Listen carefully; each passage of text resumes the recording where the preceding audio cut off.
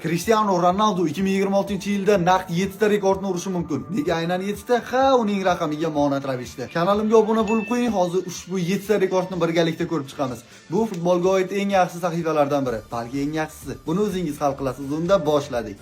Xo'p, birinchi rekord Cristiano Ronaldo rasmiy o'yinlarda 1000 ta gol urgan birinchi futbolchiga aylanishi mumkin. Ikkinchi rekord Cristiano Ronaldo 200 ta penaltida gol urgan birinchi futbolchiga aylanishi mumkin. Uchinchi rekord Cristiano Ronaldo mundialda gol ursa, 6 ta jahon chempionatida gol urgan birinchi futbolchiga aylanishi mumkin. Bunaqasi hali tarixda takrorlanmagan. To'rtinchi rekord Cristiano Ronaldo Al Nassr safida eng ko'p gol urgan chet ellik, ya'ni legioner futbolchiga aylanishi mumkin. Beshinchi rekord Cristiano Ronaldo 30 yoshdan keyin eng ko'p gol urgan futbolchiga aylanishi mumkin. Aynan mana shu yilda. 6-rekord Cristiano Ronaldo o'z faoliyatida 4 xil chempionatda chempion bo'lishi mumkin. Bungacha Krish La Liga, APL va Italiya A seriyasini qo'lga kiritgan va endi Al Nassr bilan Arabiston Superligasini qo'lga kiritish ehtimoli kutilmoqda. 7-rekordga keladigan bo'lsak, portugaliyalik yulduzni 2026-yilgi mundialda chempion bo'lish foizlari anchagina yuqori. Ammo lekin biroq Cristianoni bu rekordlardan ajratib turgan yagona narsa agar degan tushuncha.